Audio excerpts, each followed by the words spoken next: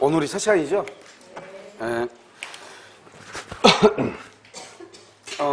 강의는요, 민법 강의는 어떻게 하냐면, 제일 먼저요, 물권법부터 보도록 그렇게 하겠습니다. 그래서 물권법을 보고요, 그 다음에 뭐냐면 채권법을 보고, 그 다음에 민법 총칙, 그 다음에 특별법 이렇게 순서대로. 그래서 강의하는 순서는요, 물권법부터 보도록. 왜냐면, 올해 이제 11월부터는 민법 총칙을 공부를 했단 말이죠. 그런데 이제 물권하고 그 다음에 채권하고요, 그 다음에 민법 총칙, 특별법 이렇게 강의를 하고요. 그 다음에 또 한 가지는 이제 뭐냐면 2주 단위로요. 지금 현재 이제 우리가 좀 이론은 둘째 주지만 실제로 이제 처음 강의하는 거잖아요. 그래서 오늘부터요 채권법 있죠. 채권법이 이미 강의가 되어 있어요. 그래서 채권법을요 2주간 모의고사를 볼 거예요. 그 다음에 이제 끝나면은 뭘 보자면 물권법이요. 그래서 물권법을 2주간으로 더 모의고사를 볼 거예요. 그리고 끝나면은 특별법이요. 특별법 이렇게. 알겠죠? 그래서 순서는 2주간씩 이렇게 해서 시험을요 모의고사를 보도록 그렇게 하겠습니다. 그래서 강의하는 순서는 뭐냐면 물권법부터 강의를 하고 물권, 채권, 민법 총칙 이런 순서를 하고요. 그 다음에 이제 모의고사를 우리가 민법 총칙 모의고사 봤잖아요. 그래서 채권법이요. 그 다음에 물권법, 특별법 2주간씩 보도록 그렇게 하겠습니다. 그래서 이제 지금 이제 물권법은 강의가요 이번 주 안에 다 끝나요. 아시겠죠? 다 끝나니까 여러분들이 이제 나중에 물권법 모의고사 그 민법 문제 있죠. 문제를 보는 데는 큰 지장이 없을 것이고요. 특별법이 이미 다 강의가 되어 있고요. 그다음에 채권도 이미 다 강의가 되어 있으니까 이런 보면 그 특강 자료실에 보면은 뭐가 되어 있냐면 문제풀이라고 되어 있잖아요. 그래서 그것을 보고 오시면 되는 것이에요. 알겠죠? 그다음에 이제 두 번째는 지난주에 이제 여러분 보면 이제 그 필라델피아 덴번가 하는 데가 이제 본사가 있는데요. 그래서 리맥스라고 하는 큰 부동산 회사가 있어요. 알겠죠? 중개회사요. 그래서 그 리맥스라고 하는 회사가 있는데 거기에 이제 한국의 이제 가맹본부가 리맥스 코리아라고 하는 것이 있어요. 그렇죠? 코리아가 우리가 보니 가맹본부죠. 가맹본부요. 그다음에 이제 거기에서 이제 각 이제 지사들이 이렇게 쭉 이렇게 있죠. 전국에요. 한 15개 정도 되나 봐요. 그 중에서 이제 하나가 뭐냐면 리맥스 프라이트라고 하는 것이 이제 서초동에 있는 것이고 이제 이번 달 안에 아마 오픈을 할 거예요. 원주에 이제 하나 생기는 것이 리맥스 위너스인가 하는 것이 생겨요. 알겠죠? 그래서 이제 여기하고 이제 MOU를 체결을 해가지고요. 이제 학원에서 여러분들이 이제 시험 합격하고 난 다음에 그 공사 자격증을 땄을 때요. 그래서 이제 중개사를 리크루팅하는 거에 대해서 이제 MOU를 체결을 했거든요. 그래서 합격을 하시게 되면 원하는 사람들이 일단 거기에서 이제 가가지고 필요한 지금은 이제 올해는 원주에서는 한 15명 정도 필요한데 여러분하고 관계는 없죠. 그래서 이제 지난번에 합격했던 사람들이 있죠. 자격증이 반드시 있어야 돼요. 그래서 15명 정도 이렇게 들어가게 되고요. 그 다음에 나머지는 이제 내년부터는 이제 거기에 대해서 이제 그 TO가 생길 거 아니에요. 거기에 대해서 이제 들어갈 수 있도록 그렇게요. 그래서 일단 이제 여기 가서 이제 교육하는 시스템을 이렇게 봤더니 이제 우리나라 시스템하고는 이제 좀 많이 다르죠. 우리는 보통 중개업을 하면은 그냥 물건을 소개해주는 정도에 끝난 거잖아요. 그야말로요. 모든 것은 사실 우리가 뭐 어떤 판단을 가지고 하는 것이 아니고 계약자가 거의 모든 판단을 가지고 하는 것인데요. 거기는 보면은 이제 중개사가요. 공인중개사 자격증을 가지고 있는 중개사가 자기가 이제 모든 브리핑 자료를 다 만들어야 되죠. 한 50페이지 정도요. 그래서 그렇게 이제 만들어서 이제 고객을 설득을 하고요. 그 다음에 이제 그 매도자 있죠. 매도자를 설득하는 그런 과정들을 이제 하는 방법을 이제 트레이닝을 하나 봐요. 그래서 이제 한 50페이지 정도 이렇게 이제 만들어가지고 그걸 주면은 뭐 제가 생각했을 때 그냥 이 물건 얼마예요? 얼마에 내놓으면 돼요? 이렇게 말하는 것하고 어떤 그 리포트를 작성을 해가지고 한만 들어오면 컨설팅이나 마찬가지죠. 그렇게 해서 하는 거가 다르잖아요. 그래서 거기는 보면 중개사라고 하기보다는 뭐에 가까냐면 컨설팅에 가까워요. 그 사람들은 중개 수수료를 받으면 너무 수수료 양이 너무 적잖아요. 법정 상한이 있으니까요. 그래서 그 사람들은 보통 이제 컨설팅으로 해가지고 돈을 이렇게 받나 봐요. 근데 그렇게 될 수밖에 없는 것이 원래 그냥 중개를 하는 것은 A하고 B하고 거래한 거에 대해서 내가 이제 중개자 입장에서 그냥 서로 정보를 교환해 주는 거 불과하지만 그런 정도의 거기를 보니까요. 이것이 투자했을 때 과연 얼마의 수익이 나오고 하는 것을 이렇게 자세하게 자기가 브리핑 자료를 가지고 이제 하기 때문에 사실 그것은 단순한 중개라기보다는 뭐에 가깝냐면 컨설팅에 가까운 그런 것인 것 같아요. 그래서 아마 전국에 아마 15개 정도 지사가 있는 것 같고요. 거기 그다음에 전 세계적으로 이제 리맥스라고 하는데 소속되어 있는 공중회사가 약 한 25만 명인가 된 것 같은데요. 전 세계요. 그래서 우리나라도 이제 들어온 지는 좀 됐나 봐요. 연도가요. 그래서 서울 같은 데라든가 대도시에서는 이미 알려져 있다고 그래요. 그래서 일단 가려고 했고, 그 다음에 서초 같은 데는 여러분들이 좀 가기 힘들잖아요. 서초는 남항주 학원 있죠. 그래서 남항주 학원 학생들을 위해서 이제 서초하고 MOU를 체결했고요. 서초동에 있는 리맥스 프라이트 하고요. 그다음에 여러분하고는 이제 여기 리맥스 위너스라고 하는 것이 이제 원주에 올해 처음에 생기거든요. 그때 아마 여러분 내년에요. 거기에 오라면은 뭐 다는 아니겠지만 필요한 것을 자격을 갖추면 충분히 갈 수 있고, 거기서 이제 교육을 또 한 2주간 정도 받아요. 근데 대부분 다른 데서는 교육을 받으면 그냥 가서 교육을 받잖아요. 여기는 자기가 돈을 내고 교육을 받아야 돼요. 왜냐면 개인 사업자가 똑같아가지고요. 그 다음에 또 자기가 뭐 오픈을 하게 되면, 뭐 오픈이 아니고 거기 회사에 소속이 되더라도 어떻게 하냐면 한 달에 13만원, 18만원인가 19만원인가를 내가 또 돈을 또 내야 돼요. 브랜드 아이디 쓰고 이렇게 하는 거 있잖아요. 그래서 개인 사업자 형식으로 이렇게 운영이 되는 것 같아요, 보니까요. 그래도 내가 봤을 때는 큰 물건 같은 거 있잖아요. 하는 데는 상당히 도움이 되지 않을까 이 생각이 들어요. 그렇죠? 아무튼 뭐 전국에 이제 같은 이제 그 리맥스에 소속되어 있는 사람들이 워낙 많기 때문에 같이 이제 물건을 올리고, 항상 물건은 뭐냐면 근데 전월세는 안 한대요. 전월세는 하고 뭐냐면 매매 위주로만 하는 것이고요. 그다음에 이제 반드시 전속으로 받아와야 돼요. 전속 계약으로. 공동중개. 전속으로 받아와가지고 그것을 홈페이지에 띄우면 거기서 이제 그 같은 리맥스 그 회원들 있죠. 그 회원들 내에서 이제 공동중개가 이루어지는 것이죠. 알겠죠? 그래서 반드시 전속으로 물건을 받아야 되고, 뭐 그것이 어려웠거나 그런 건 아닌 것 같고, 내가 보니까요. 약간의 교육이나 트레이닝을 거치게 되면은, 하면 충분히 되겠다. 이런 생각이 들더라고요. 왜냐면 그런 것들이 이제 배우는 것이니까요. 그래서 이제 물건을 적은 것이 아니고 조그만 이렇게 하는 것은 아니고 좀 큰 물건들, 이런 것들 중심으로 이렇게 하는 것이고, 제가 봤을 때는 아파트 같은 것이 과연 가능할까 이런 생각이 들어요. 아파트는 거리가 금방금방 이렇게 막 이루어지잖아요. 그렇기 때문에 그런 것보다는 토지라든가 또 상가 건물이라든가 이런 것들이 있죠. 좀 큰 건물들 있잖아요. 뭐 이런 건물 같은 것도 중개업자들 맡기면 물론 팔릴 가능성도 있겠지만, 사실 여기 있는 우리 학원 건물 있잖아요. 이 땅도 상당히 크고 또 가격이 좀 나가는 거거든요. 이런 것들을 소화하려면 어떻게 해야 돼요? 아무래도 좀 투자라고 하는 개념이 들어와야지 가능한 거잖아요. 그래서 이런 경우 같은 경우는 대부분 다 이제 그 리맥스 거기에서 처리가 가능한 그런 것들인 것 같아요. 알겠죠? 그래서 일단 그렇게 됐으니까요. 그래서 이제 우리가 이제 합격을 하고 되면 어디를 가가지고 뭘 할 수 있는 곳이 있어야 되잖아요. 그 다음에 또 여러분도 이제 그 전 기수도 작년에 이제 합격했던 기술 중에서 또는 재작년 합격했던 기술 중에서 몇 명이 이제 그 리맥스 위너스에 들어갈 거예요. 그러면 그 사람들이 교육을 받고 또 그 사람들이 이제 일을 하다가 물론 못하면 또 나올 수도 있겠죠. 나올 수도 있고 그러면 또 충원이 되고 이렇게 하겠죠. 그런 과정 속에서 이제 교육이라고 해서 올바로 이제 교육을 받고 나와가지고 그 사람들이 이제 또 다른 다른 또 노하우를 가지고 부동산을 하게 되면, 제가 봤을 때 일반적으로 그냥 하는 그런 부동산 그런 것보다는 훨씬 더 큰 물건을 손을 댈 수 있지 않을까 이런 생각이 들어요. 아시겠죠? 나중에 이제 거기에 대한 자세한 것은 지금 거기서 이제 근무하는 친구 하나 있으니까요. 그 근무하는 친구가 오면은 나중에 여러분들이 이제 좀 한 5월달 좀 되고 그러면 좀 공부하는데 좀 맨날 이제 빨 수 있고 그러잖아요. 그럴 때 정도 한 1시간 정도, 1시간이 아니죠. 한 30분 정도요.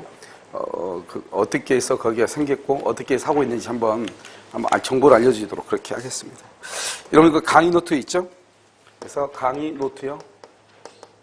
강의 노트는 페이지 66. 그 다음에 문제집 가지고 계시죠? 자, 문제집은요. 문제는 페이지요. 문제집은 페이지요. 페이지 124. 그래서 우리가 물권법을 보도록 하겠습니다. 물권법. 물권 본 것이 이제 1월, 11월, 12월에 강의할 때는 물권법을 공부한 것이 얼마 안 됐는데요. 여러분 강의 노트 66페이지 보고 계시나요? 자, 한번 보도록 하겠습니다. 자, 여기 보면 공법 과제가 있네요. 네. 읽기도 과제인가 봐요. 읽기. 암기가 이게 과제일 것 같은데, 읽기는 그 증거가 참 애매해가지고, 알겠죠? 암기는 테스트하면 되는데, 읽기는 읽었냐고 물어보면 이게 증명이 좀 애매한 것 같아요. 글쎄요. 자, 먼저 보시면 이제 우리가 물권이라고 하는 것은 뭐냐면, 물권하고요. 먼저 우리가 뭘 보냐? 채권이라고 하는 것을 이렇게 봐야 돼요. 우리가 이제 물권법하고 채권법은요, 물권의 의의와 채권의 의의를 알면은, 우리 이제 대강 민법이 무엇인지를 알 수 있게 되는 것이죠. 그러면 여기서 채권이라고 하는 것은 뭐냐? 채권은요, 특정한 사람이, 특정인이요, 특정인에게, 사람이 사람이죠. 사람하고 사람과는 관계니까 이것을 우리는 뭐라고 한다? 임의 규정이다. 이렇게 얘기하죠. 그래서 우리 이제 채권법은 첫 번째 특징이 무슨 규정이다? 임의 규정이다. 이렇게 사람과 사람. 그래서 두 사람이 만나서 다른 합의를 할 수가 있다 없다? 있다. 이 말이죠. 그래서 특정인이 특정인에게 특정한 행위, 이 특정한 행위를 다른 말로 뭐라고 얘기하냐? 그것을 급부라고 얘기하는 것이. 그래서 나중에 여러분요, 유치권이나 동시행 항변권이 인정이 되면은 그것은 상환급부, 항변권을 행사하면 상환급부 판결한다. 이때 급부란 말이 나오거든요. 이때 급부를 뭐란다? 그것을 일정한 행위라고, 특정한 행위라고 얘기하는 것이요. 이것을 뭐 할 수 있는 것? 청구할 수 있는 권리, 이렇게 권리, 청구할 수 있는 권리, 이렇게 이것을 채권이라고 얘기를 하는 것이에요. 그래서 여러분요, 강의 노트 보면 채권의 의의라고 하는 것은 어디에 나왔냐면, 여러분요, 채권법이라고 되어 있는데요. 페이지에 여러분요, 182페이지를 봐보세요. 페이지 182. 182페이지 보면, 거기 뭐라고 되어 있죠? 채권법이라고 지금 나와 있나요? 지금 그걸 설명하는 거예요. 먼저 채권을 알아야 되니까요. 여기 봐보세요. 채권이라는 것은 뭐냐? 채권은 청구권이다. 이렇게도 얘기하죠. 그럼 여기에서 이제 갑이라고 하는 사람이 의뢰한 사람한테요, 1억이에요. 월 이자 100만 원으로 1월 1일부터 10월 1일까지 이렇게 돈을 빌려주죠. 갑을 채권자라고 하고 을을 채무자라고 얘기하는 것이죠. 돈을 빌린 사람이요. 그러면 10월 1일을 뭐란다? 이것을 변제기라고 하죠. 변제기를 뭐란다? 이행기 돈 갚을 날짜다. 이 말이죠. 알겠죠? 그럼 변제기가 되죠? 변제가 되면 갑은 을한테요, 1억을 갚으라고 얘기하죠. 우리는 이것을 청구 권능이다. 이렇게 얘기해요. 청구 권능이다. 청구권이다. 이 말이죠. 그 다음에 두 번째는요, 뭐라 할 수 있냐? 돈을 주면 어떻게 해야 돼요? 돈을 갚겠죠. 대부분요. 그러면 갑이 돈을 받아야 되겠죠. 이것을 뭐라고 한다? 급부 보유 권능이다. 이렇게 얘기해요. 급부 보유 권능이다. 이 1억 원을 뭐란다? 채권이라고 얘기하고요. 채권을 뭐란다? 권리라고 얘기하는 것이죠. 그 다음에 여기서 보면요, 만약에 돈을 갚지 않으면 그럼 어떻게 해야 돼요? 소송을 제기해야 되겠죠? 그래서 뭐라 한다? 우리는 소송을 청구한다. 소구 권능이다. 이렇게 얘기하고 소송을 청구한다. 그래서 소송을 청구해가지고 어떻게 해야 돼요? 경매를 해야 되겠죠? 그것을 강제 집행 권능이다. 이렇게 얘기를 하죠. 물론 여기서 보면 뭐냐면 손해배상을 청구할 수 있는 권능 여러 가지가 있단 말이에요. 근데 가장 대표적인 것만 지금 얘기하는 것이에요. 알겠죠? 그러면 내가 지금 얘기하는 것은 권리라고 하는 것은 권능을 구성 요소로 하는 것이다. 그래서 우리는 권리가 뭐냐? 권리라고 해서 뭐 여러 가지가 있죠. 권리는요. 그런데 그 권리라는 것은 권능을 구성 요소로 한다 이 말이죠. 그럼 권능이라고 하는 말이 뭐냐? 권능이라고 하는 것은 권리를 이루고 있는 구성 요소가 되는 것이다. 이렇게 되는 것. 그것을 뭐라고 표현한다? 권능이라고 얘기하는 것이에요. 알겠죠? 그럼 여기서 보면 우리가 이제 10월 1일 날 딱 보면요. 10월 1일 날 갑은 을한테 1억 원을 받을 채권이 있고, 그 다음에 갑은 을한테 돈 갚을 날짜니까 돈을 갚으라고 말 수 있다. 청구할 수 있죠. 우리 이것을 뭐라고 한다? 청구권이다. 이렇게 얘기해요. 그러니까 10월 1일이 되면 채권은 곧 뭐다? 청구권이 되는 거죠. 채권은 청구권이다. 이렇게요. 그런데요, 여기에서요, 5월 1일이다. 5월 1일. 5월 1일은 아직 돈 갚을 날짜가 됐어? 안 됐어? 안 됐죠. 5월 1일은 갑은 을한테 뭐는 있다? 채권은 있다. 그런데 뭐는 없다? 청구권은 없다. 이 말이죠. 그래서 우리는 뭐라고 얘기하냐? 채권과 청구권이라고 하는 말은 동일한 말은 아니다. 이 말이죠. 그런데 우리는 동일한 말은 아니지만 그냥 우리는 통칭으로 뭐라고 표현하냐? 청구권 그러면 뭐라고 얘기한다? 채권이다. 이렇게 얘기한단 말이죠. 청구권 그러면 뭐라고 한다? 채권이다. 이렇게 얘기해요. 그러면요, 우리가 채권이 있고 청구권이 있잖아요. 그러면 채권과 청구권이 있으면 채권이 있을 때 언제나 청구권이 있는 것은 아니다. 하지만 대부분 채권이라고 하는 것은 뭘 얘기한다? 청구권을 의미하고, 그 다음에 특히 이제 우리가 나중에 형성권하고 비교를 해가지고요, D가 청구권임에도 불구하고 뭐가 청구권, 청구권이 아니고 형성권인 것이 있어 없어? 있다 이 말이죠. 그것은 이제 나중에 얘기하면 되시고, 여기에서 권능이라고 하는 것은 권리를 이루고 있는 구성 요소이다. 그 다음에 우리 뭐냐면 특정인이 특정이죠. 갑이 을에 대해서 1억 원을 뭐란다? 1억 원을 급부라고 얘기하는 것이에요. 그래서 특정인이 특정이라는 것은 갑이라고 하는 사람이 을이라고 하는 사람한테 이 말이죠. 특정한 행위를 뭐란다? 급부라고 그랬죠. 1억 원을 받을 수 있는 권리. 그것을 뭐라고 한다? 채권이라고 얘기하는 것이고 그 1억 원을 뭐란다? 급부라고 얘기하는 것이죠. 여러분하고 이제 학원하고 입장을 보면 여러분은 학원에다가 수강료를 내야 되죠. 그러면 학원을 뭐란다? 특정인, 여러분을 특정인이라고 하고 특정한 행위 급부를 뭐란다? 여러분의 입장에서는 뭐다? 수강료죠. 그런데 학원 입장에서 뭐다? 강의를 해주는 것이죠. 이것을 뭐라고 얘기한다? 급부라고 얘기하는 것이에요. 아시겠죠? 그러면 여기서 이제 하나를 보고요. 그 다음에 이제 또 채권이라는 것은 뭐냐면 갑이 지금 을한테 돈을 1억을 빌려줬잖아요. 그럼 갑을 채권자고 을을 채무자라고 하죠. 특정인과 특정인이죠. 그런데 갑은 을한테 돈을 받아야 되지. 갑이요 을의 와이프인 병한테 돈을 갚으라고 하면 된다 안 된다? 안 되죠. 안 돼. 이것을 우리는 뭐란다? 상대권이다 이렇게 얘기해. 상대적이다. 갑은 을에게는 돈을 갚아라 이렇게 할 수 있지만 갑은 병에게는 돈을 갚으라고 할 수가 없는 것이에요. 이것을 뭐라 한다? 상대적이다 이렇게 얘기하죠. 우리가 이제 절대적이란 말이 무슨 말이에요? 절대적 누구에게다 이 말이잖아요. 그런데 상대적인 것은 갑한테는 되는데 을한테는 안 되는 경우 이것을 우리는 상대적이다 이런 말을 쓰는 거잖아요. 우리는 이것을 상대권이다 이렇게 얘기하는 것이고요. 그래서 갑은 오직 누구에게만 청구한다?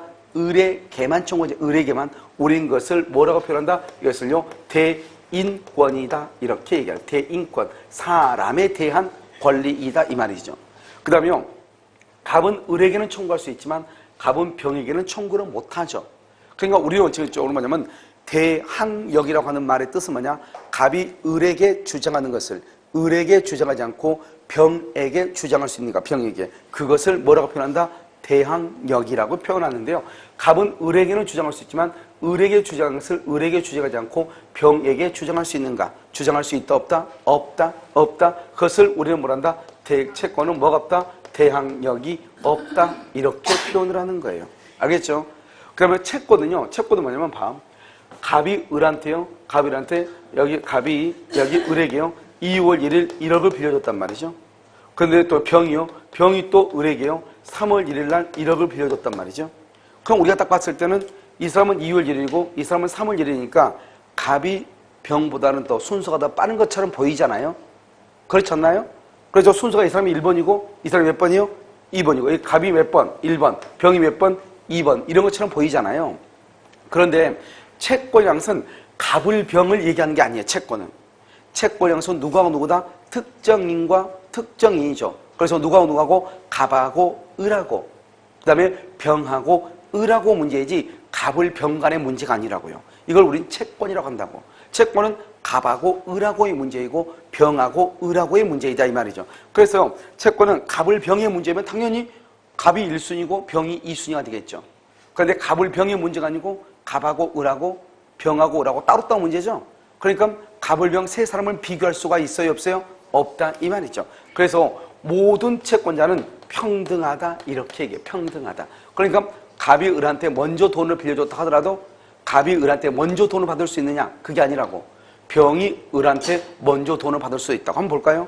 이런 만약에 여기 갑이 여기 을한테요 돈을요 100 만원을 빌려줬어요. 근데 돈이 2만 원이 필요하단 말이죠. 그럼 2만 원만 빌려주려고 그랬더니 나 만 원밖에 없는데 그래서 먼저 갑이 을한테 만 원을 빌려줬어. 근데 옆에 있던 병이 뭐라고 그래? 아 그럼 내가 그럼 만 원 더 빌려줄게. 병이 만 원 또 빌려줬어 을한테. 그럼 병이 더 늦게 빌려줬죠? 근데 오늘 이제 학원에 오는데요. 이 병이요 을을 먼저 만났어. 입구에서 먼저. 갑은 이미 학원에 안 있고. 먼저 만나가지고 뭐라 하는데 어제 빌려간 돈 빨리 갚어 이렇게 얘기한단 말이죠. 그럼 우리 뭐라고 해요? 을이요?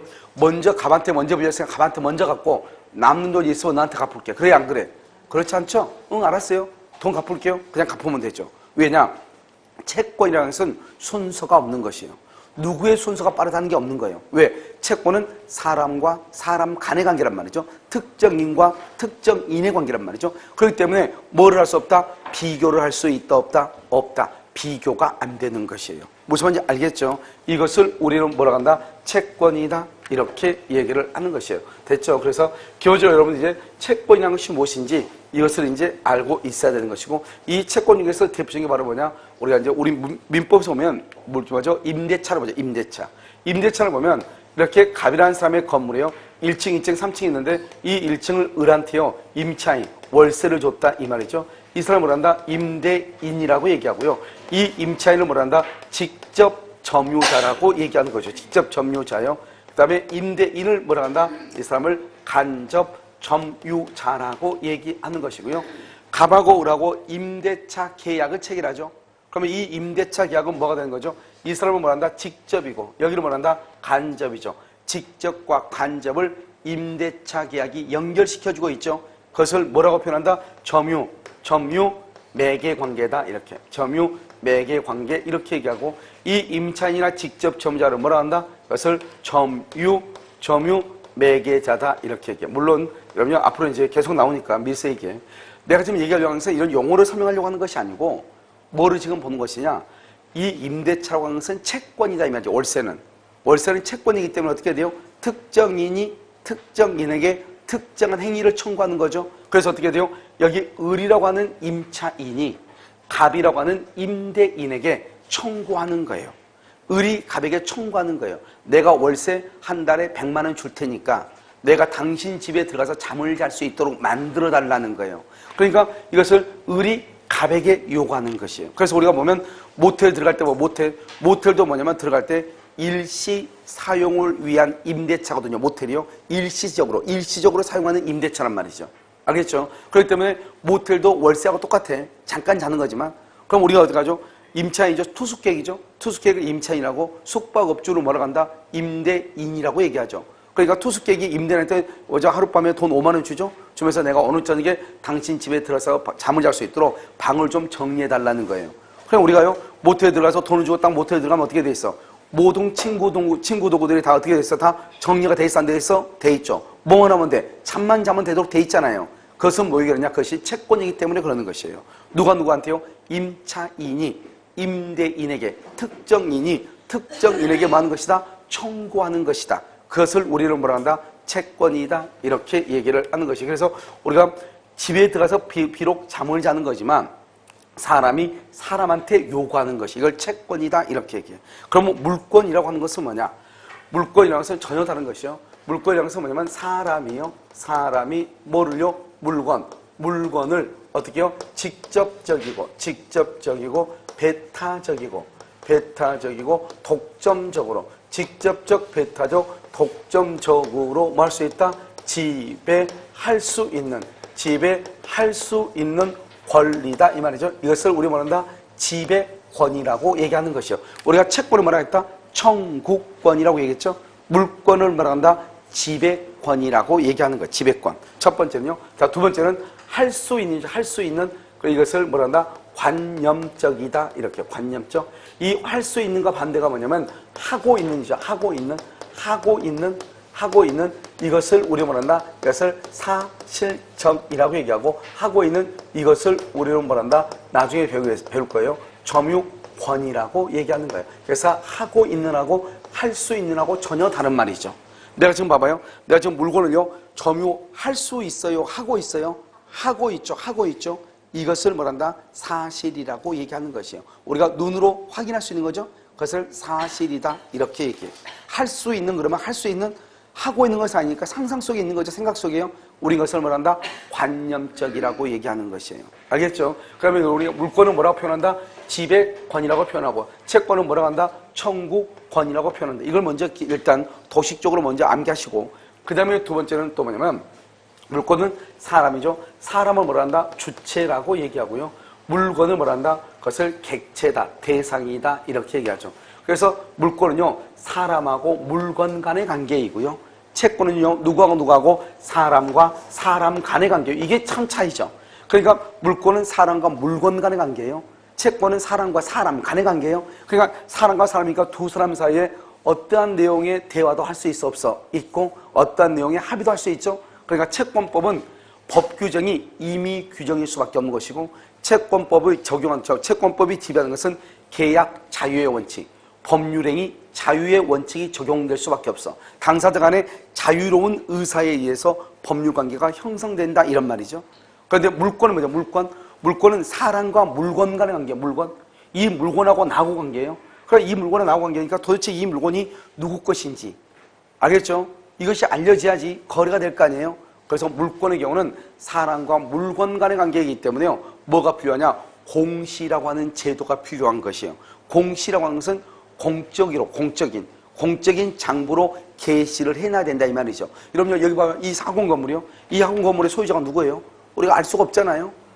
가가지고 길거리 걸은 사람 딱 보니까 이 사람 간상을 딱 보니까 이 사람인 것 같아. 이게 아니잖아요. 알겠죠? 우리가 보면 어떻게 해야 돼? 뭘 봐야 돼요? 등기부를 봐야 되잖아요. 왜냐면 사람과 물건과 하니까 소유자가 누구냐? 소유권은 뭐냐? 물건이거든요. 그럼 물건은 어떠한 사람이 어떠한 물건에 대해서 지배하고 있는가 이게 나타나야 되잖아요. 알겠죠? 그러니까 그런 것을 나타내는 뭐가 필요하다? 물건의 경우는 공시라고 하는 것이 필요한 것이다. 이런 말이죠. 그래서 여기서 보면 이제 물건은 사람과 물건이고요. 배타적 독점적이라고 하는 말의 뜻은 뭐냐? 독점이라는 말은 나 혼자 이 말이죠. 나 혼자. 그래서 여러분 나중에 이걸 보면 뭐가 나오냐면 여기서 독점적에서 일권주의라고 하는 것이 나오는 것이에요. 하나의 물건에는 소유권이 몇 개일 수밖에 없다? 한 개일 수밖에 없다. 이런 말이죠. 그 다음에 배타적이죠. 배타적이라는 말은 어떻게 해야 돼요? 그것은 배타적으로 지배를 해야 돼요. 지배권이잖아요. 그런데 누군가가 침해를 하고 있다 이 말이죠. 지배인데 침해를 하고 있다. 그럼 어떻게 해야 돼요? 그 침해로부터 보호를 해야 되겠죠. 여기서 뭐가 나온다? 물권적 청구권 이런 것들이 이제 나오는 것이에요. 그래서 여기서 이제 가장 기본적으로 뭐냐면 우리가 채권 그러면 사람과 사람이죠. 그런데 물권 그러면 사람이 물건을 뭐한다? 지배한다. 그럼 우리가 알아야 될 게 뭐예요? 물건이란 것보다는 먼저 알아야 될 게 물건이 무엇이냐 이걸 알아야 되겠죠. 물건. 그래서 이제 물건을 보면 98조에 물건이라고 하는 것이 있단 말이죠. 이 물건이라는 것은 동산 플러스 부동산을 포함해서 물건이라고 하죠. 그래서 98조는 뭐라냐? 물건이라는 것은 유채물. 유채물이란 말이 뭐죠? 모양이 있는 걸 얘기해요. 여러분 지금 모양이 있어 없어 이거? 있죠? 이거 유채물이죠. 우리가 공기 모양이 있어 없어? 공기 없죠? 그걸 무채물이라고 그래. 그런데 유채물은 물건인데 무채물은 물건이 아니에요. 그런데 이 무채물도 관리가 가능하면 물건이라고 해요. 관리가 가능하다. 그래서 여러분 보면 우리가 산소 탱크에 산소를요, 뭐죠? 포집해 놓은 것이라든가 LPG 가스통 속에 뭐가 들어있죠? LPG 가스가 들어있죠? 이런 것은 사고팔고 해야 안 해요? 하죠. 이것을 뭐란다? 눈에 보여 안 보여? 가스는 안 보이죠. 안 보니까 모양이 있어 없어? 없죠. 없지만 통 안에 들어가지고 뭐가 가능해? 관리가 가능하잖아요. 관리. 그럼 우린 그것을 뭐라고 한다? 물건이라고 얘기하는 거예요. 우리가 전기 눈에 보여 안 보여? 안 보이죠? 안 보이는데 전기를 뭘 한다? 계량기를 통해서 뭐를 하고 있어? 관리가 가능하죠? 그러니까 전기도 뭐로 본다? 물건으로 보이기 때문에요. 만약에 전기를요, 옆집에서 우리 집에다가 전기선을 연결해서 도둑전기를 쓰는 경우가 있겠죠? 그러면 우린 것을 뭐라고 표현을 하느냐? 그것은 절도범이라고 얘기하는 것이에요. 왜? 남의 물건을 훔쳤다 이런 말이에요.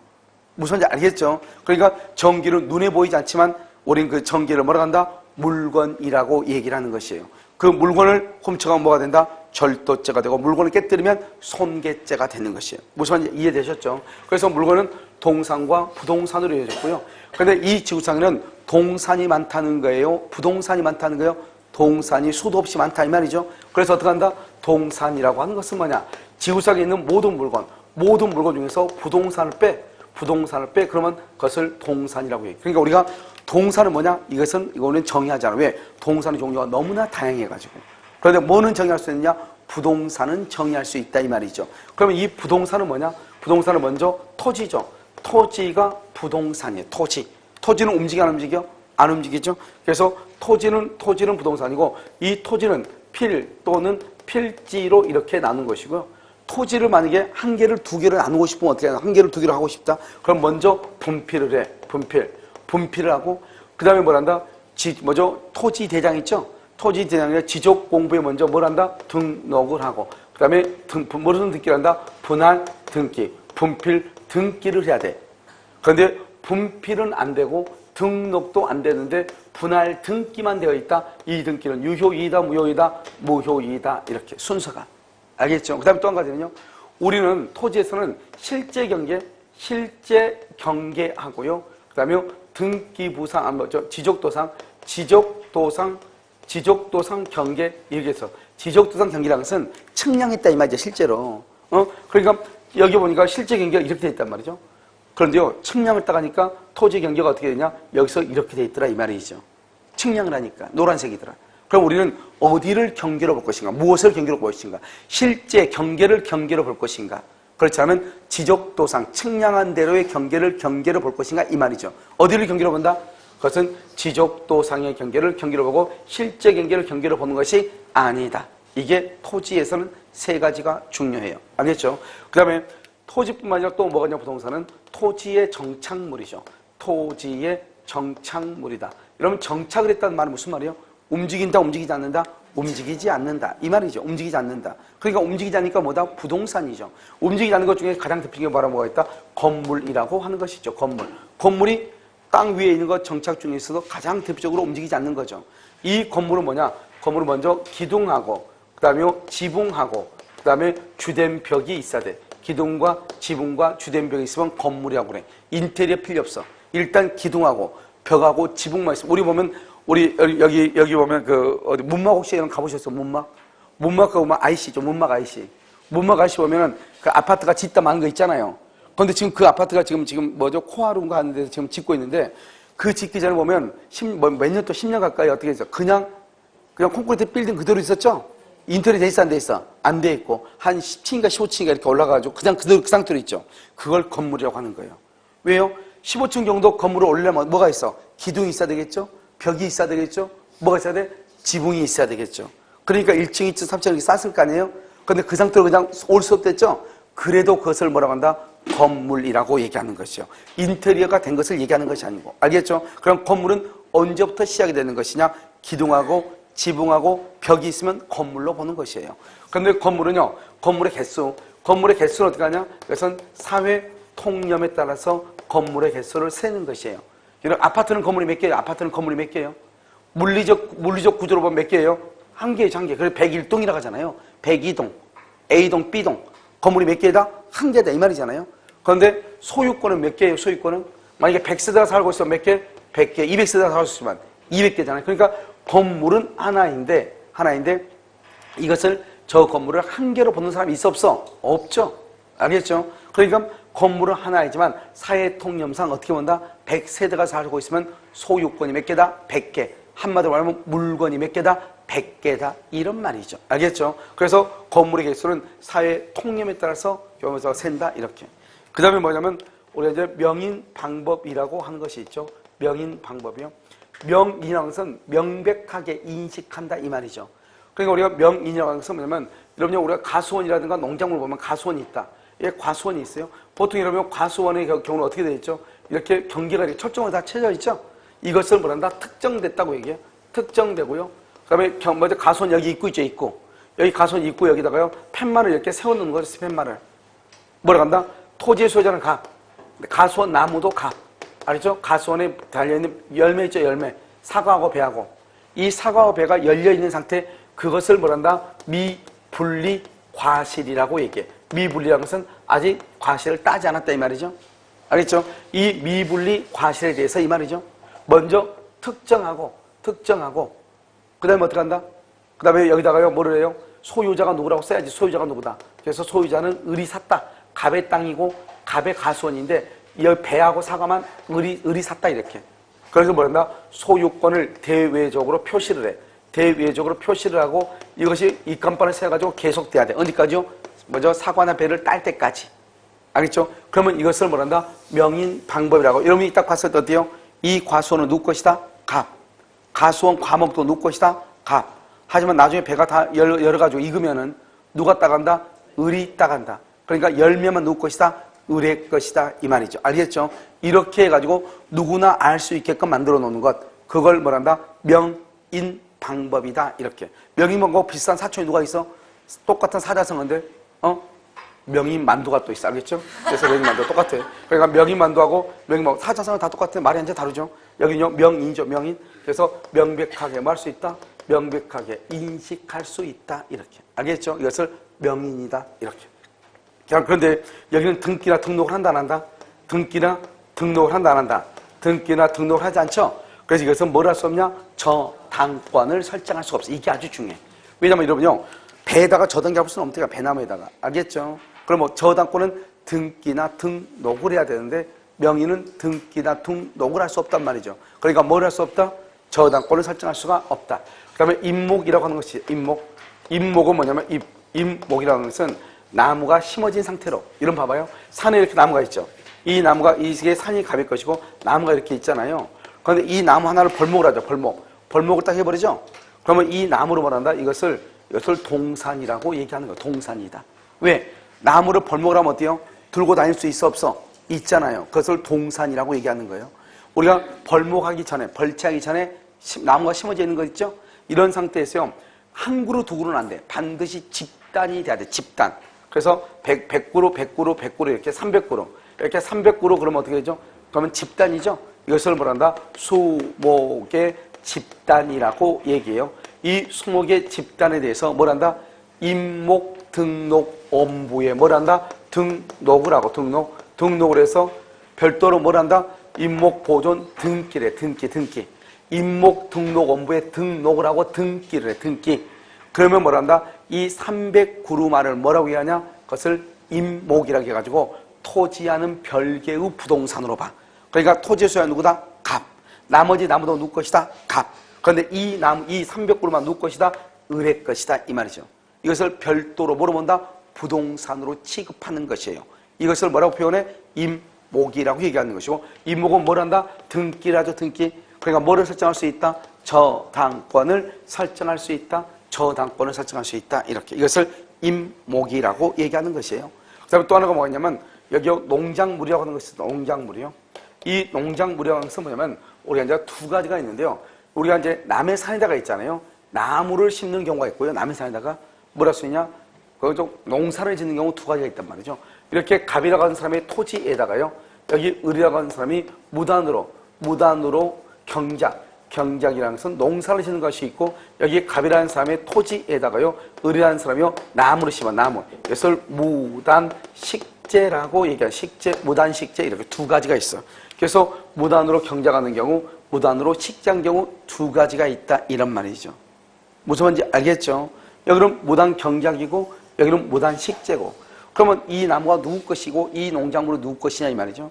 이 농작물이 만약에 성숙했다. 그러면 성숙했다고 하는 것은 이미 다 자랐다 이런 뜻이 아니에요. 알겠죠? 누군가가 밭에다가 무슨 씨앗을 뿌려놨는데 그 씨앗이 이제 막 새순이 돋아가지고 뭔지 모르겠어요. 이게 배추인지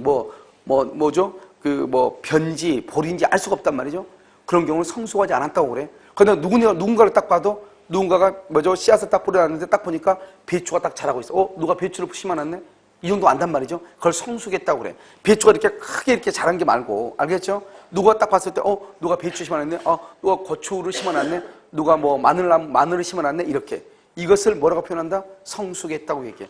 이렇게 성숙을 했을 때는 그건 누구냐? 을소유가 돼. 을소유.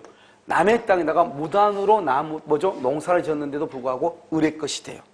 알겠죠? 이것을 뭐라 한다? 을소유가 된다는 것은 농작물은 토지에 부합이 된다 안 된다? 부합되지 아니한다 이렇게 얘기하는데요. 그러면 갑은 너무 열받잖아요. 어떤 놈이 내 땅에다가 농사를 지었는데 그것이 농사를 짓는 사람 것이다. 말이 안 되잖아요. 그럼 어떻게 하면 돼요?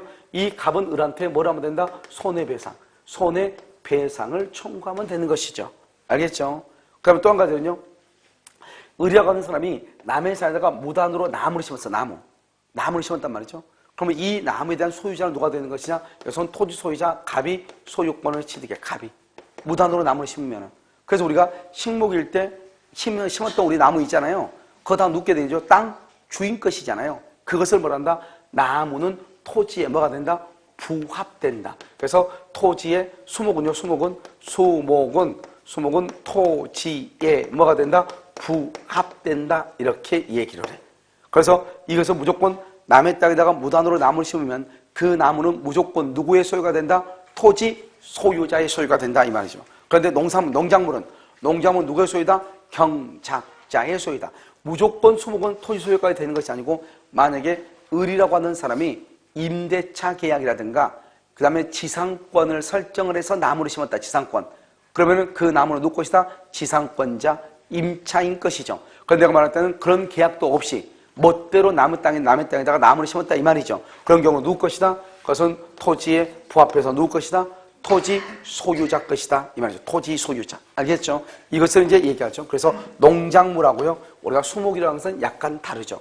그래서 우리가 여기서 이제 부동산 양성은 뭐냐? 부동산 여기서 보면 부동산 양성은 토지하고 뭐하고 건물하고 명인방법, 임목, 농작물을 우리는 부동산이라고 얘기하는 것이고 이 5가지를 빼면은 나머지가 다 뭐다? 동산이다. 이런 말이죠. 그래서 우리가 앞으로 이제 물건 그러죠. 물건 이렇게 얘기하잖아요. 누가요? 물건 그러면 무조건 동산하고 부동산은 물건이라고 하고요. 그 다음에 이 부동산은요, 좁은 의미는 뭘 얘기하냐? 좁은 의미는 토지하고 뭐를 얘기해? 건물을 얘기해. 그래서 우리가 이제 앞으로 물건이란 말이 나올 때가 있어. 물건. 그러면 무조건 뭐냐? 동산, 부동산 다 얘기하는 거예요. 동산만 얘기하면은 물건 중에서 뭐는 빼고 부동산은 빼고 얘기하는 거예요.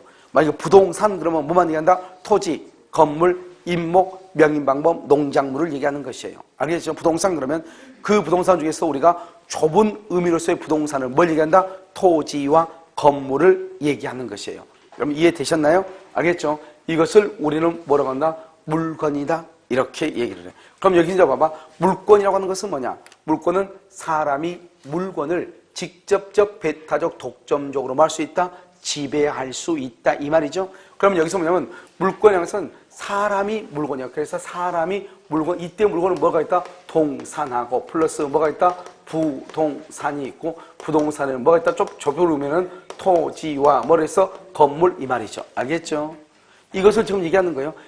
그러니까 동산이나 부동산 중에서 토지나 건물을 지배할 수 있는 권리. 그것을 뭐라고 한다? 물건이다. 이런 말이죠. 그럼 이러면 물건은 또 몇 가지가 있냐? 이런 말이죠. 물건. 그래서 물건에는 여기서 이제 물건이라고 하는 것이 있죠. 물건은 뭐다? 먼저 점유권이 있고요. 그 다음에 뭐가 있다? 본권이 이렇게 있어. 이러면요. 이게 아무 말도 아닌 것 같지만 아주 중요하단 말이에요. 이거 점유권, 본권이 그렇게요. 그럼 여기서 지금 여러분들이 알아야 될 게 뭐냐면 점유권이다, 본권이다 하는 것을 뭐를 알아야 되냐면 이런 것을 알아야 돼. 봐. 여기서 항상 이게 비교하는 거잖아요. 비교하는 건 몇 번 얘기했죠? 사람이요. 이렇게요. 여자하고 뭐가 있다? 남자로 이루어졌다. 이 말이죠. 남자는 여자이다 아니다? 아니죠. 여자는 남자다 아니다? 아니죠. 그래서 여러분요. 나중에 법조문 가서 무슨 말이 나오냐 이런 말이 나와. 점유권과 본권은 서로 영향을 미치다 미치지 않는다? 미치지 아니한다. 이렇게 나온다니까 뒤에. 점유권과 본권은 서로 영향을 미치지 않아요. 남자가 여자가 될 수 없고 여자가 남자가 될 수 없다. 이 말이죠. 간단히 얘기하면. 무슨 말인지 알겠죠? 아무 말 아닌 것 같아도. 그 다음에 또 뭐가 나오냐. 점유권에 관한 소송이 있는데 본권을 이유로 재판할 수는 있어 없어? 없다니까. 서로 갖다 틀리다니까. 그러니까 점유권에 관한 소송에서 정권을 이유로 재판할 수 없는 거예요. 본권에 관한 소송에서 점유권을 가지고 재판할 수 없는 것이에요. 그러니까 지금 구별을 항상 이렇게 내가 몇 번 계속 이렇게 해나간단 말이죠. 그럼 여기 봐봐. 우리 물건이라는 게 있죠, 물건. 물건은 뭐예요? 물건은 동산이 있고 뭐가 있다? 부동산이 있잖아요. 동산은 뭐예요? 움직이는 것이고 부동산은 움직이지 않는 거죠. 그러니까 동산이 부동산이 된다거나 부동산이 동산이 될 수는 있다 없다? 없는 거잖아요. 부동산은 부동산이고 동산은 동산이지. 무슨 말이고 알겠죠? 서로 영향을 미친다 미치지 않는다? 미치지 아니한다 이런 말이에요 지금. 그러니까 이 말 뜻을 정확하게 알아야 되고 이것은 항상 뭐다? 비교 문제다.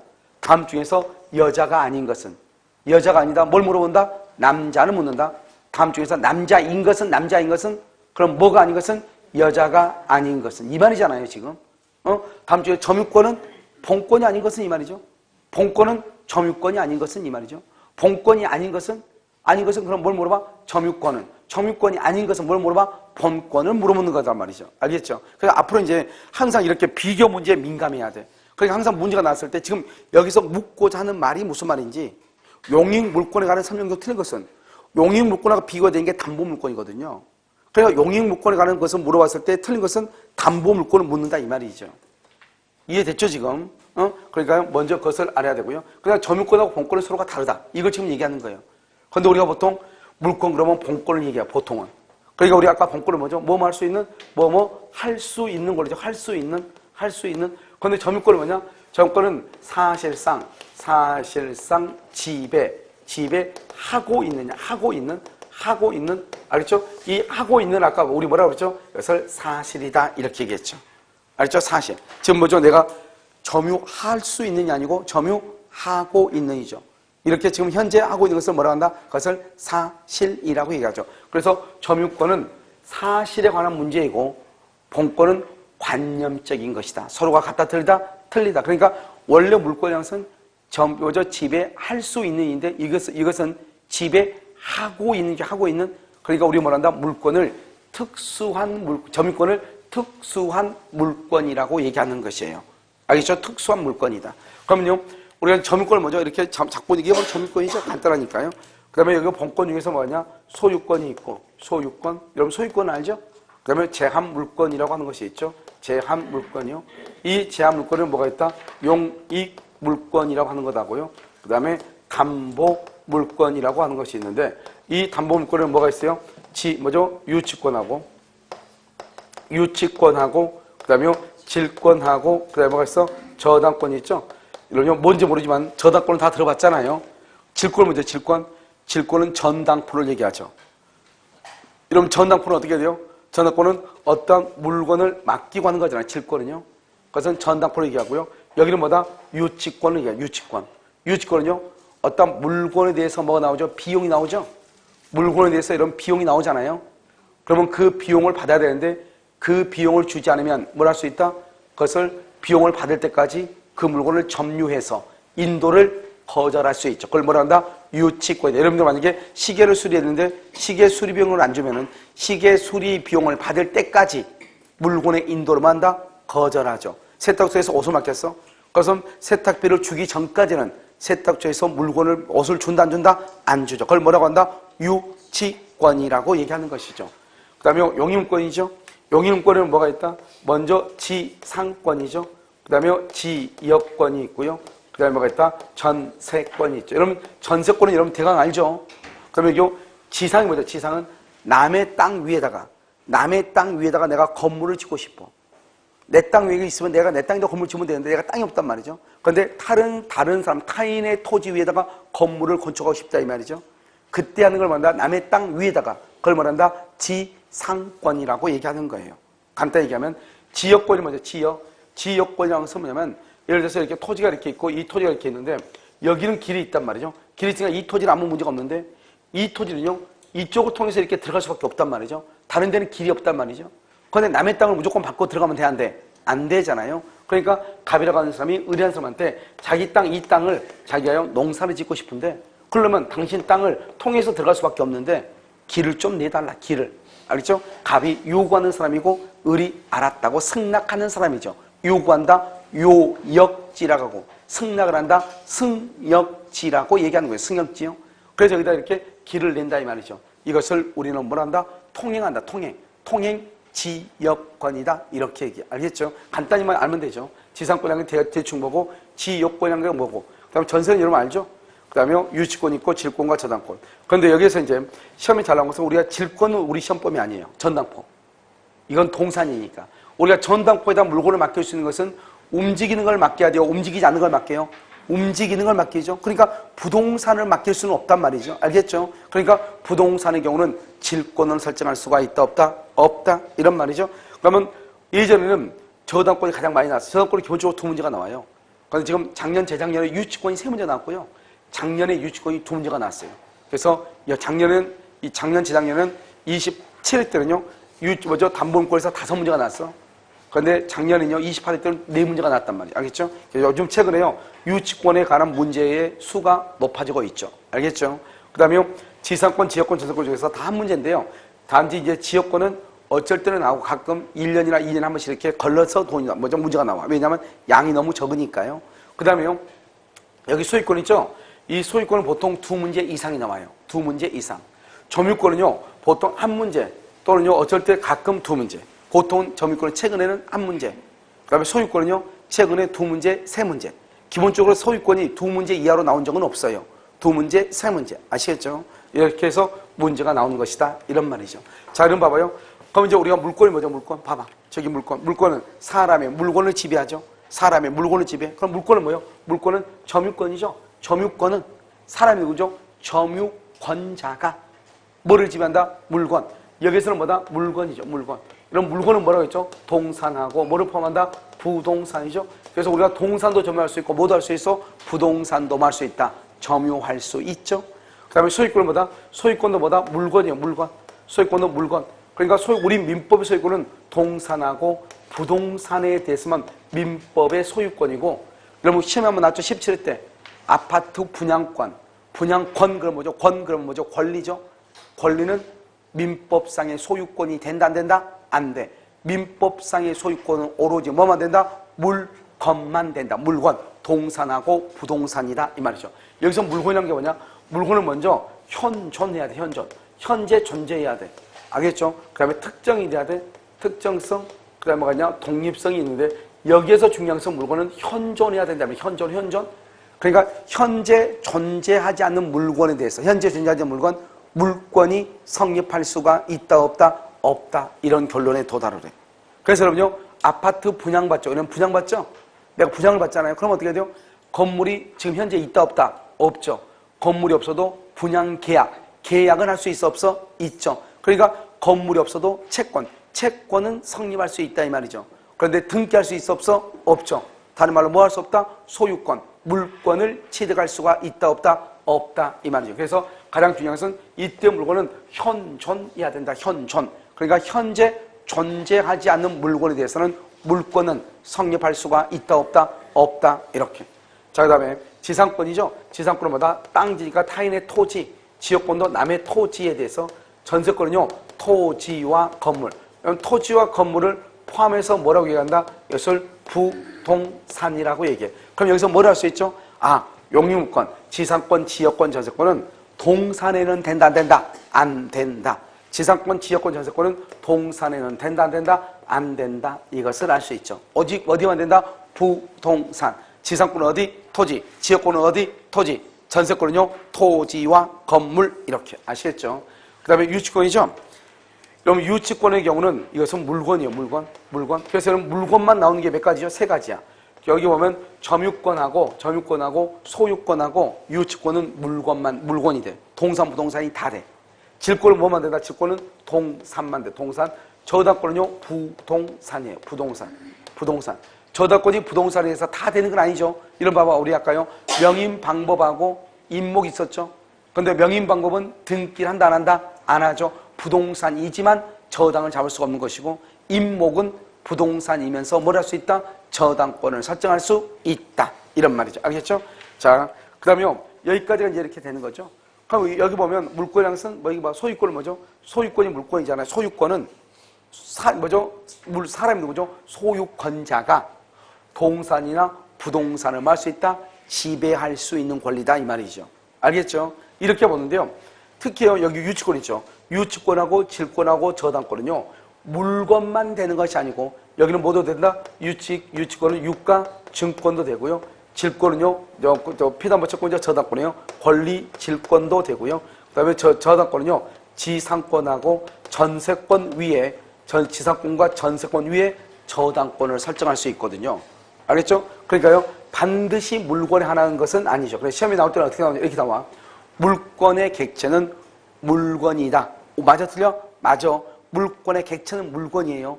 그런데 물권의 객체는 언제나 물건에 한한다. OX, X란 말이죠. 물권의 객체는 원래는 물건이지만 반드시 물건만 있는 것이 아니고 뭐도 있다? 유가 증권이라든가 권리 질권이라든가 지상권, 전세권이라는 권리 위에도 물권을 할 수 있다. 설정할 수 있다. 그래서 뭐라고 표현하면 안 된다?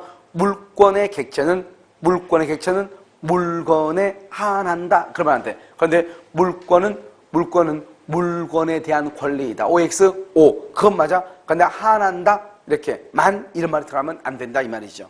무슨 아시겠죠? 그래서 여러분요, 이제 우리가 물권에 대해서 이렇게 그 다음에 채권에 대해서 설명했는데 이 물권이라는 것은 사람과 물건 간의 관계이기 때문에요.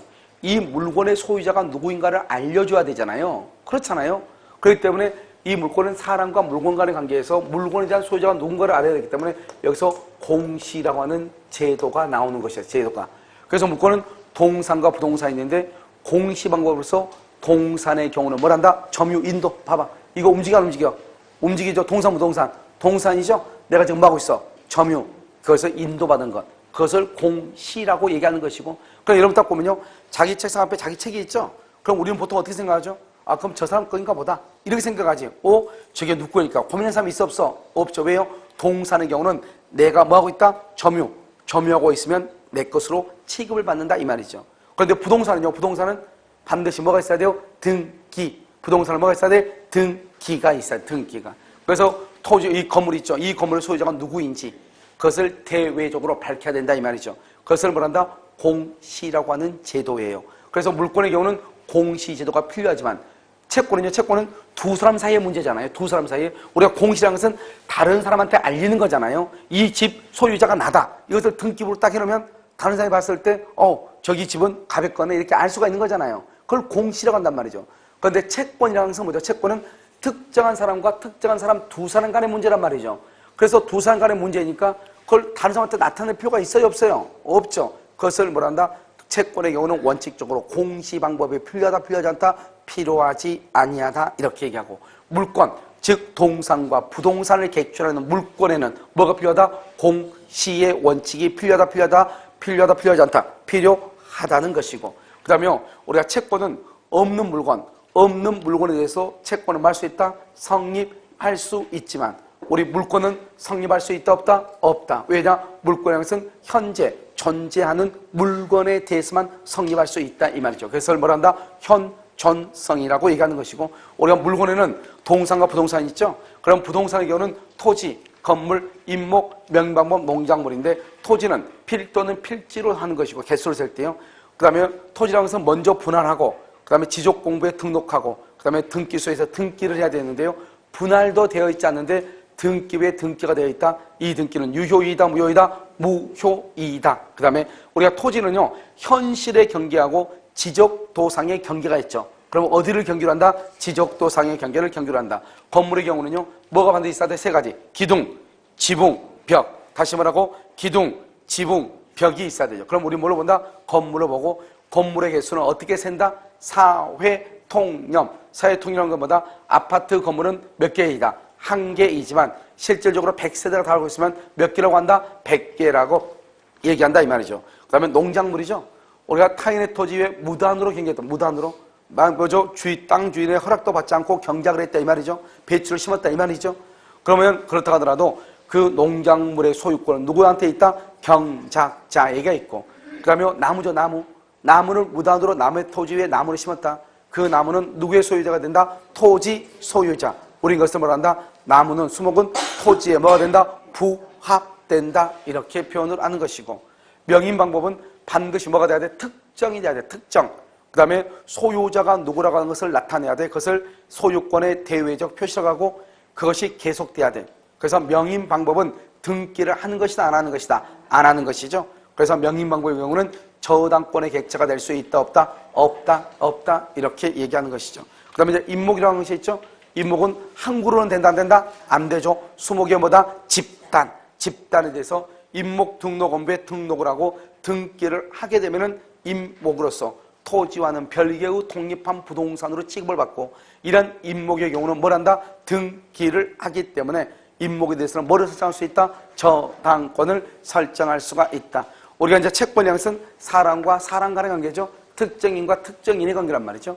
그렇기 때문에 원칙적으로 공시 방법이 필요하지 않지만 물권은 사람과 물건 간의 관계로서 이 물건의 소유자가 누구인지를 밖으로 나타내야 될 필요가 있죠. 그래서 물권의 경우는 뭐가 필요하다? 공시라고 하는 제도가 필요하고, 채권은 누구한테? 특정인이 특정인에게 특정한 행위를 청구하죠. 그래서 우리는 이것을 사람과 사람이다, 대인권이라고 하고, 갑은 을에게는 주장할 수 있지만 제3자인 병에게는 주장할 수 없다. 이것을 상대권이고 대항력이 있다, 없다? 없다고 얘기하는 것이다. 그런데 물권이라는 것은 사람의 물건을 직접 지배해버리죠.